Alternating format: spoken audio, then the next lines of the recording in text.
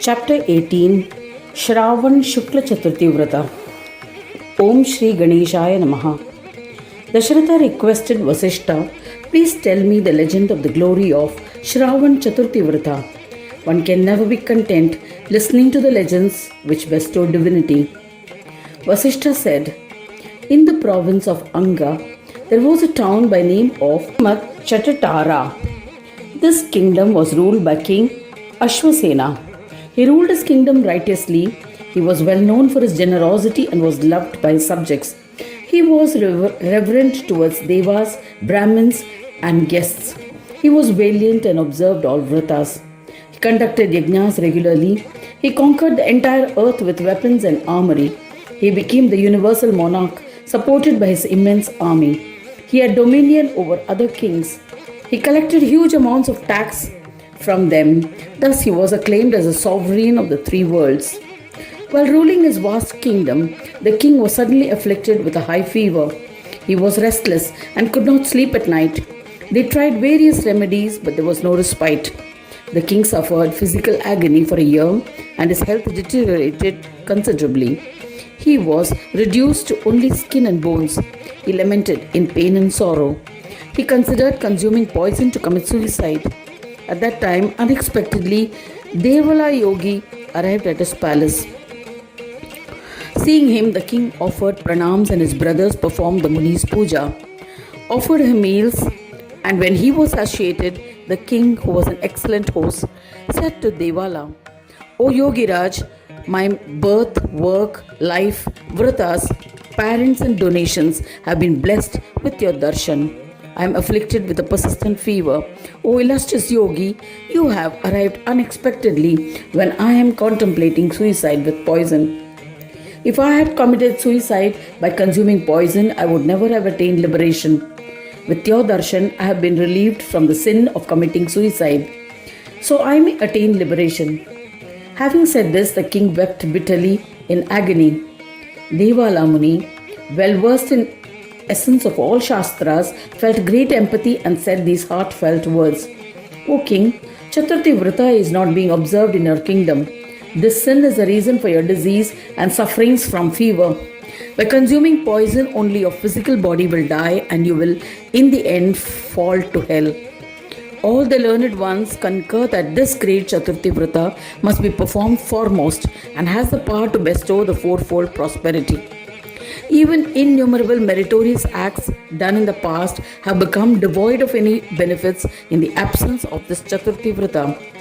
The Maharshi then narrated an enlightening legend about the Chaturthi Varta. King Ashwasena was astonished and requested, after listening to the glory of this Chaturthi Varta, I am eager to understand the glory of Ganesh.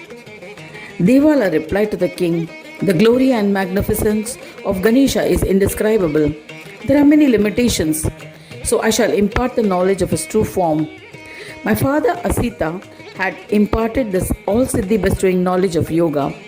This knowledge enlightens one about the supreme Brahma. I shall recount this to you. Earlier, while I was performing osteopenance with profound devotion, a Shaiva Mahayogi, Jaigi Shavya, unexpectedly came to my ashram. I welcomed him, performed his puja and sang his praise. When the illustrious yogi saw that I had nothing in my ashram that could be offered to him, he said that he did not wish for anything. Seeing his behavioral traits, I realized that besides those acts needed to preserve his physical body, he did not perform any unnecessary deeds. Though he looked and behaved like a yogi, he seemed to be fickle. He was not at peace. He behaved like a deluded person. With these thoughts, I left him in the house and went into the sea in order to test his yogic powers. Suddenly, as if I was having read my thoughts, he too arrived there. I wondered, how did he come here? I was astonished as I had not seen him take the aerial route. Leaving him behind, I went to Swargaloka. I met Jaiga Savya there too. In this manner, I visited different Swargalokas using different routes. I saw the Mahayogi at every loka worshipping the Devas. Thereafter, the Mahayogi suddenly disappeared. I asked an assemblage of Siddha Purushas about him. They said that he might have gone to Brahma Loka and that he visited that Loka frequently. When I heard this, I was remorseful and returned to my ashram. I saw that the Maharshi was in my ashram. I was keen on understanding yoga.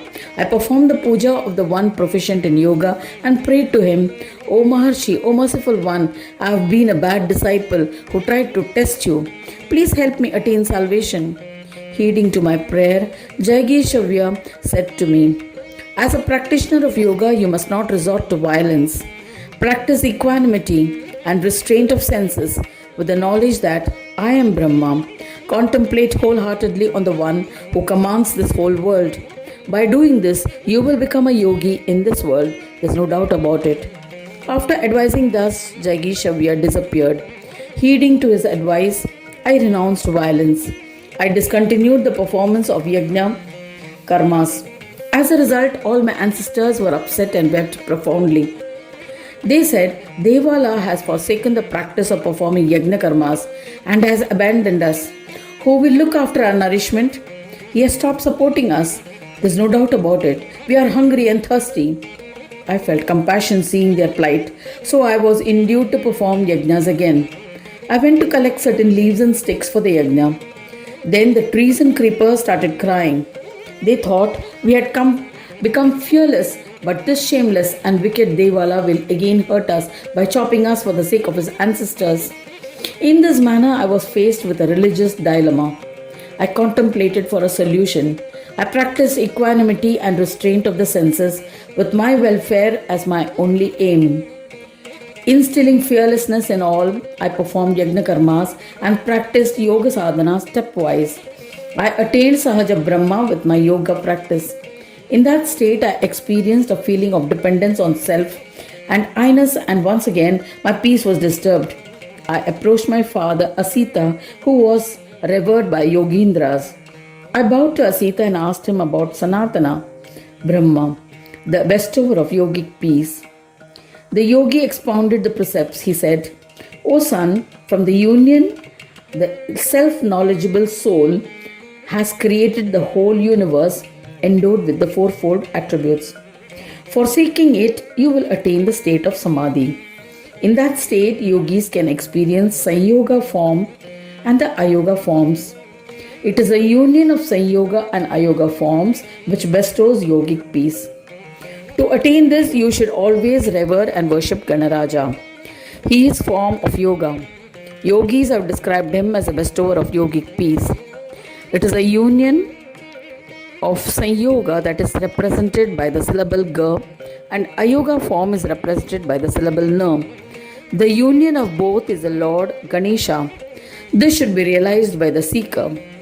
After explaining this, my father Asita Aganapatya, with great joy, initiated me into the Ekakshara mantra of Ganesha.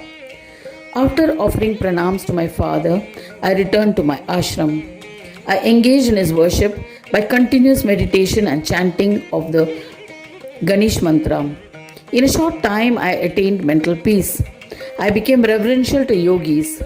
Yet I continued to perform puja of Ganapa and sing his praise. After 1 year, Ganesha, the one who loves his devotees, manifested before me. I extolled him and performed his puja with devotion. Thereafter, Lord Mahodara Brahmanaspati granted me a status equivalent to my father and returned to Swanandaloka. Having narrated these events, Devala recited the Dashakshara mantra and then initiated the king Ashwasena into the Dashakshara mantra of Ganesha, disappeared and returned to his ashram. Reem Gam Reem Ganapataye Namaha. Since then, the illustrious king Ashwasena became absorbed in singing bhajans of Ganesha. On the following tithi of Shravan Shukla Chaturthi, he celebrated the holy Vrata with all his subjects by fasting the whole day. On the Panchami tithi, they broke the fast. The king was cured of his fever. There was also an incredible event. Subjects of his kingdom were also freed from diseases. Thereafter, the king popularized the Vrata in his kingdom. Thus, the auspicious tithis of Shukla and Krishna Chaturthi were observed by all. The people benefited from merits of observing this Vrata and were blessed with good health, sons and grandsons, wealth, food grains, and all their desires were fulfilled. The king handed over the reign of his kingdom to his son and went with his wife to the forest to attain peace. He engaged in the worship and meditation of Ganesha in solitude. In the end, he ascended to Swananda Loka and became one with the divine. The subjects also enjoyed the same ascent. I have narrated the importance and glory of Chaturthi Varta. It is a bestover of all siddhis. Now listen to one more legend regarding this Vrata. In the province of Gurjara, there lived an evil Kshatriya named Durbala. Even as a child, he was wicked.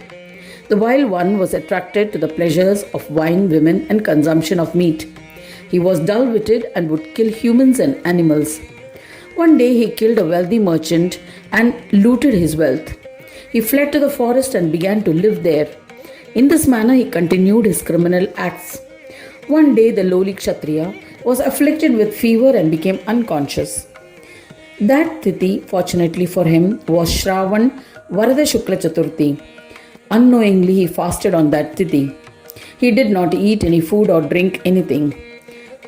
On Panchami, he consumed some food, and when his fever was cured, he resumed his evil activities.